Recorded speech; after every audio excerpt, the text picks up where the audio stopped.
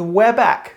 Hey guys, welcome back to another DJI Air 3 video, and in this video we're going to be looking at DJI's latest firmware update for the DJI Air 3 and the DJI RC2. Why do I not have them in my hand? DJI Air 3 and the DJI RC2. I know this video is late and it did come back out in December just as my last video dropped, and I was like, yeah, great, typical. Everything that I was wanting to be fixed was fixed from the firmware update, almost everything, but I didn't get a chance to test it, and the weather here was not great over Christmas. We literally had a massive cloud throughout that whole week period, and then I couldn't really fly. By the way, if you're new, hello, my name is Demetrius and I create videos on drones, photography and everything in between, and it's a mix of entertaining and educational content. Stay up to date, subscribe for future videos. That being said, let's see what DJI have given us.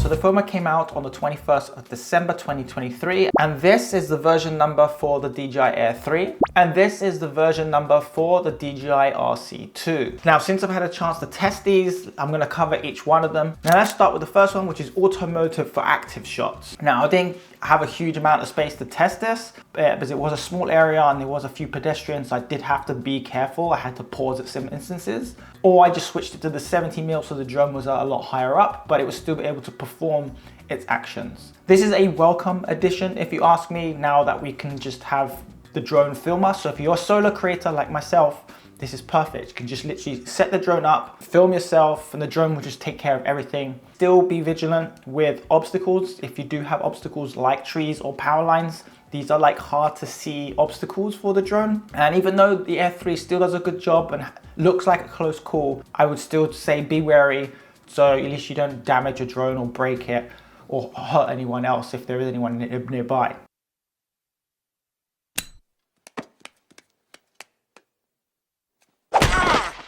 So yeah, great addition. I love that DJI had this because the Mini 4 Pro had it. It was just simply a firmware push. So thank you DJI for giving us the auto ActiveShots feature. Then the next one is digital zoom for photos. And this is only available in the 12 megapixel mode, not 48. Not a big deal for me. Again, why would you want digital zoom for your photos when it degrades the quality? I would say the only reason you'd want digital zoom for photos is for when you want to check something out, maybe obstacles, or you want to see something in a distance. But again, this isn't something that I'm going to be using, but it's nice that it's there and they finally added it. I would prefer if DJI actually added a firmware feature where you could use, I've said this in my last video, I want this button here to be used to switch between the 24 and 70mm. Now, someone in the comment section did say that you can customize the C1 buttons here at the bottom to switch between the two, but I already have these set for something else.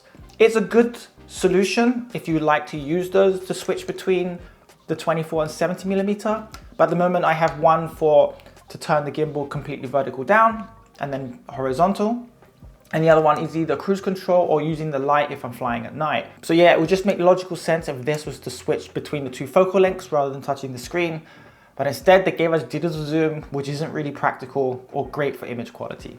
Ooh, this one's fun, and I'm so glad they added this. So the Mavic Air 3 had a firmware update earlier in the year where you were able to use these vision sensors here. So these are the obstacle avoidance sensors, and they're actually cameras. So the Mavic 3 was able to look through these. This isn't color, it's a black and white image, but it gave you peace of mind to see your surrounding going left to right or pulling back, and you need to know what's behind you, as that's always the hardest moves to perform. So what DJI have given us here is that you can, when you tap on the map twice, you will come to the vision assist sensors.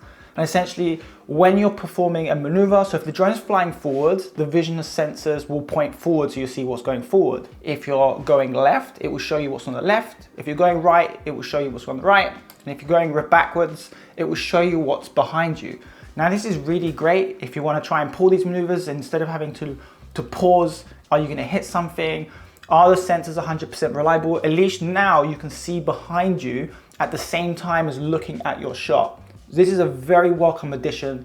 great for safety. The great thing is you can enlarge this map if you wanted to. So if you are using, for instance, waypoint missions, you can just look at the obstacle avoidance. So if the drone's performing a maneuver by itself, then yeah, you can still check these out. You can manually select which side you want to look at. So front, back, left or right. Yeah, that's a big update for the Air 3 and the Mini 4. Great one there. And in addition to that, where the map is, if you swipe left and right, you can access these features. Now, if you access, I believe, what mode is that actually, now I think about it? A few moments later. So where your mini map normally would be, if you swipe left or right between the vision sensors and the aircraft orientation, if you look at the aircraft orientation, when you're near an obstacle, now these obstacles appear on that map to show you where they are, which is great to see as well. Normally I fly with the map, or just using the vision sensors, you actually see it. But again, whichever mode you are in, at least you can see the obstacles are nearby and how close they are to the drone, as well as a visual guide on the actual camera view where they are, whether they're front, left, right, or behind you. If the camera's moved a bit, it's because I actually forgot to mention this. However, DJI also have given us the option to turn off obstacle sensing and downward sensing with a switch now within the menu mode. And this is useful in a couple of scenarios. For instance, if you're trying to land on a moving target, like a boat, for instance, I know I've tried this in the past and it's not the easiest, or like where there is high reflective surfaces, the drone will have a challenge to land on those. So being able to turn these off is great. However, when turning these off, it turns off all obstacle sensors, not just downward sensors.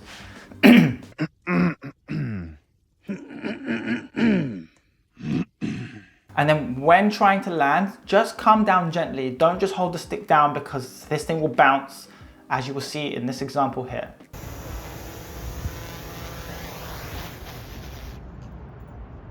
I can also think of another scenario where this will be useful, where I want to try out light painting using the landing light for the DJI Air 3. So if you want to see if this works, hit the subscribe button. Hopefully we can test this out. Whether it's a long form video or a short form, I really want to try this. Now, another thing DJI gave us was be able to take spherical photos with the tele camera. Now, I wasn't sure on this, and ideally I would have preferred if we had the 180 pano, because I think that one has the most use, or even the vertical pano. Those would have the most usefulness with the tele camera.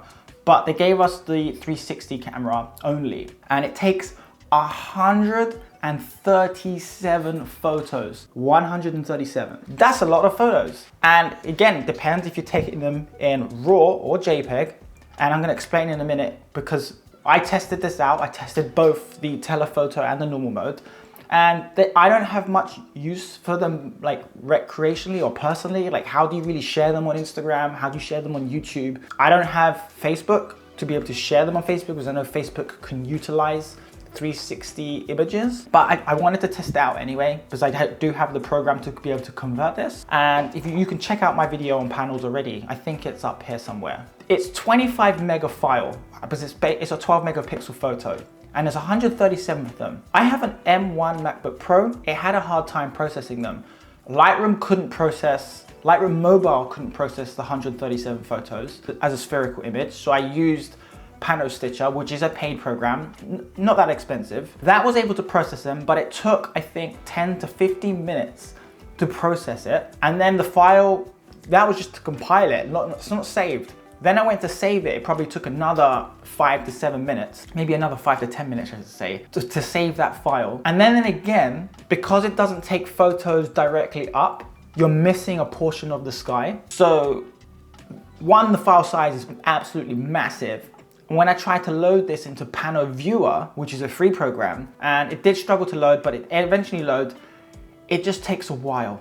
You can zoom in eventually, but this took me a good 30 to 40 minutes just to get to be able to see a finished product. Not super practical, if you ask me. If you have anything less than an M1 Pro, you're gonna be there for a long time waiting for these images to stitch. And it's just super impractical. I didn't even get to edit it. What can you do? It's nice they added this feature. I don't know what you could use it regularly for. Personally, I would prefer the 180 version or the vertical 180 version. And there's a couple of other things DJI have pushed with this firmware, but I'll just put them on screen now, what these updates were. Now, the last thing here that I want to cover is DJI finally fixed this. They have finally fixed the problem that was with this. When I purchased the aircraft, it actually has an SD card slot here. And I thought I'll be able to save my screen recordings to show you guys. But no, they were saved to the internal memory of this. And it wasn't a big problem. I just used Android file transfer, and I know a lot of you had trouble trying to get your screen recordings and screenshots off this. It was working for me. I have the latest version of Mac, didn't have a problem. But the best thing they've done now is now the screen recordings are saved to the SD card. So the only thing I have to do is take this out, pops out. Now I can put this into my computer, transfer the files a lot faster, and then put it back, and that's it. Finally, save our screen recordings to the SD card for the DJI RC2. If there's anything you want to learn about the DJI Air 3, put a comment in the section down below. Let me know what drone you're flying, and is the DJI Air 3 one of the drones that you wish to upgrade to? Subscribe for more videos on drones, photography, and everything in between, and YouTube recommends you watch this video next. See you in the next video. Peace.